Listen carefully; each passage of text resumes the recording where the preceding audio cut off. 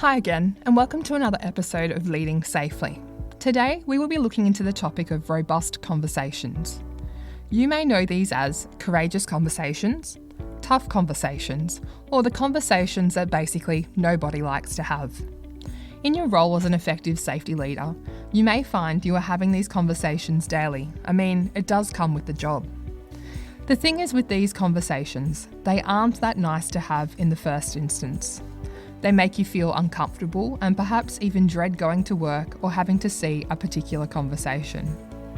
I believe, though, that these conversations do not happen enough, and this is because some people avoid them at all costs because they stir emotions and they require careful and mindful discussion. They also have potentially undesired outcomes attached to them, such as when you follow on from a robust discussion or conversation, there may be a written warning that proceeds, or it may even go down the line of a termination. I'm going to give you an example, and this example ties directly into the Workplace Culture and Risks workshop which I attended this week, which focused on sexual harassment, bullying, and discrimination, and what it means to have psychologically safe workplaces. Speaking of uncomfortable, the story I'm going to share with you now is a real story and a real experience that happened to myself. Whilst there was no physical component to what occurred, mentally it affected me greatly, and I completely lost trust in those on site who were meant to protect me or at least do the right thing by me. The story may trigger feelings for you, and if this is the case, please feel free to tune out of the podcast now and then tune back in when you're ready. I worked for a mining company and was posted to a site in the middle of nowhere. I worked a 7-on, 7-off roster and was driving in and out of sight. There was a team of 4 on the safety team, including myself. 2 safety professionals per swing, and we directly reported to the project manager, with a dotted line report to a regional HSE advisor. The site experience itself was really good, and I know for a fact that I had a positive influence as I am still in contact with some of the frontline employees from that site to this day. It was the internal HSE team issues that weren't positive, unfortunately. My on-shift colleague was a gentleman who had worked in the industry for something like 40 years. Like many, he had come off the tools only a few years prior to me working with him, and was letting the safety role carry him into retirement. Sadly, he was also a very racist, sexist, chauvinistic, homophobic, politically incorrect man, and he was loud about every aspect of this. He was crude and vulgar, and no matter who he spoke to, he would make some inappropriate joke with, and when they didn't laugh, he would just keep going until the person ended up walking away from him. Even then, though, it was like he missed the social cues that he was being offensive or rude. With me, though, things started out with him having me make the odd cup of coffee here and there. He would ask if I was going to the kitchen and then say, "I'm just doing this thing, do you mind grabbing me a coffee? I'll get you one next time." So off I would go and make him a coffee. Then it moved to whenever we both attended a meeting, he would ask me to take notes for him, something about his writing not being legible. There were numerous other things that would go on whilst I was on swing with him that really just rubbed me the wrong way, as they were highly unprofessional and along those same lines, so I ended up documenting what I was experiencing as it occurred in a diary, a lesson I'd learned from earlier on in my career. Eventually, things came to a head when I was sitting in our office whilst he was on the phone to our regional advisor. He was just chatting away, and I could tell the regional HSE advisor must have been asking how I was going, how I was fitting into the team. Anyway, my colleague looks over at me and says, Yeah, she's doing fine, but do me a favour, mate. Next time you send me an admin girl, can you make sure she's got bigger tits for me to look at?" I was absolutely flabbergasted. I grabbed my phone and hurriedly left the office. I took myself to the furthest, most outside point of the site main office area where no one could hear me, and then everything came out. First, I screamed out of frustration, and then I decided I had to do something about it. I immediately called the regional HSE advisor. He could tell instantly that something was wrong, and as soon as he did, he asked if I was okay. I started to tear up. I then told him I overheard my colleagues say that I was his admin person, and the next time could I have bigger breasts. The immediate response I got from the regional HSE advisor was, "Oh, I didn't realise you were in the room." I was shocked again and thought, are you kidding me? I'm not taking that from someone who's meant to be a leader. So I actually said, "That's not the response I was expecting." It was as if then he had realised what had just happened. He apologised and asked if I was willing to put in a complaint in writing. I laughed as I told him, of course I would. I didn't just put this conversation in writing. I went back through my diary and included everything that had occurred from the commencement of my time with the company. When I came back to site next swing, my colleague was not there, and I was told by the guys on crew that something had gone down and he would not be returning. Then I was called into an office by the project manager, who told me that whilst he was aware of a lot of the things I had listed in my complaint, no one else had ever put a formal complaint in against him, and that was the reason for the inaction of management, which I most certainly did call out in the complaint.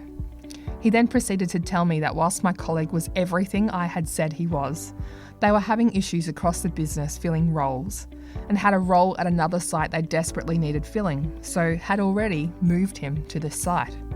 I could not believe what I was hearing. They didn't let him go. They didn't even give him a written warning. Instead, they just moved him onto another site for more people to go through exactly the same thing. After the conversation, I then tried to go about my work. However, because my colleague had been with the business for such a long amount of time and had networks of mates all across site, people kept coming to the office to see him. And when I told them he was now at another site, they kind of gave this knowing look. It started to happen more and more until I overheard some workers at pre-shift asking where he was. Then a shift supervisor looked directly at me and responded to the workers with, "I think someone in safety made a complaint, so he got moved on." After that, it was almost as if everyone on site knew what had happened and basically thought I couldn't take a joke. I was then called into the project manager's office again and told that clearly there's a little bit of disjointedness happening across site with what happened to my colleague. So the project team think it's best that I get moved to another site. And so I was. Literally, the following swing, I was moved to a site where I knew no one and had to start again with all the rapport building. Unfortunately, the new site management team had obviously been told why I was coming, and so it was almost this crazy cycle of, here we go again. That marked the beginning of the end for me. I had so many feelings on the inside. I was hurt and felt unwanted and undervalued. I also felt extremely disappointed in the project manager, who had gone out of my way to defend and protect from a safety perspective on numerous occasions. For psychological safety to occur, we talk about there being trust in the team and your manager, that they care about you as a person and have a real interest in your welfare. I thought I had that, however, I was proven wrong, so I almost felt betrayed even. Why could he not have just had a robust conversation with my colleague? Why could he not sit him down and say, "Mate, the way you've been treating people is not acceptable. As a business, we do not tolerate it, and therefore, here are the consequences of your behaviour." It all comes back to those robust conversations. Some of them will be like what I've just mentioned with the performance management or HR type activities. However, for each of you, it may be as simple as workers constantly putting themselves at risk, or management who are happy to live with certain risks. I would like to share with you a few key things to help you with having those robust conversations in the workplace. Firstly, you need to deal with your fears. Unfortunately, fear does have many disguises. One way through which you can recognise fear is to identify excuses, like telling yourself the situation is not that bad, or maybe the problem is not worth mentioning. These thoughts are dangerous because here, fear tries to keep you from being robust. There are two questions I ask myself when I'm dealing with fear. What are the consequences if I do nothing? And am I willing to accept those consequences? To be honest, there have been a couple of times when I've said, yeah, I'm okay with the consequences of not having this conversation. The outcome was, though, that the relationship did not improve, and that nagging feeling of resentment just grew. The outcomes from not having robust conversations have never served me well. The second one is, know why you want to have that robust conversation. Before you start a robust conversation, be very clear as to why you are having it. What is the purpose and what do you hope to achieve? Once you've sorted out the why, you will be able to decide what the risks are of having the conversation. If you decide to have the conversation, you need to clear up the following things. What are you trying to achieve? What are you listening for? And what gives you the right to initiate the conversation? The next thing is be prepared to experience discomfort. It is going to get uncomfortable.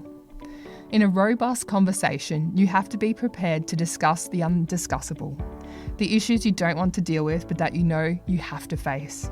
Also, the other person may not like what you are saying and may not want to hear it at all. After having sorted out the reason why you're having the conversation, you have to think about how you should set up this meeting.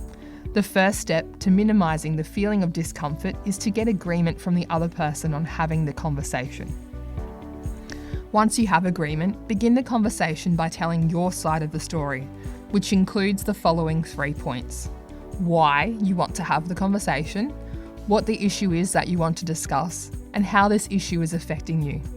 In telling your story, you're opening up about the opportunity for dialogue, and you invite the other person to join in. If the response is favourable, the next step for the two of you is to start exploring each other's stories and to work out how to move forward. Or move on, whatever that may look like. Remember, the intent of a robust conversation is to look forward to solutions, not backwards to blame. It is also about speaking the truth, being transparent and vulnerable. This is very hard, and chances are that you will mess it up sometimes. That's okay, don't give up. Keep going and keep practicing. Like with a sporting activity which is new to you, the more you practice, the better you get. There are, however, 7 critical mistakes which will turn a robust conversation into a toxic one. These are talking too much, having an unclear message, not thinking about the other person's feelings, starting the conversation by saying, "So, how's it going?" Trying to oversimplify the issue. If it was simple, then it wouldn't be difficult to deal with. Over-rehearsing and memorising the script. This will block you from being real. To get caught off guard and to lose sight of the goal. When this happens, we tend to fall back into our defence mode, or if it's really bad, we go back to combat mode, and it can turn ugly. If it does get really difficult, keep your content clear. Stay calm, keep your tone neutral, and your ego in check. A robust conversation is a tool that helps to resolve relational conflict. The 3 keys I mentioned earlier help you to prepare to have successful, robust conversations. You may not always get the outcomes you want, especially when it comes to health and safety issues. However, if you keep having robust conversations, your relationships in your professional and your personal life will thrive and prosper. So go and be robust and have that conversation you know you need to have, but are too afraid to do so. Well, that brings us to the end of another episode of my Leading Safely podcast. But before I go, I do have some exciting news. As you know, I've decided to invite other health and safety oriented professionals onto my podcast to share a topic with all of us that they're passionate about. I commenced recording these episodes this week, so stay tuned as they will be landing for your listening pleasure very soon. Other than that, as always, please feel free to connect with me on LinkedIn or by emailing me at leadingsafely@outlook.com. Until next time, stay safe.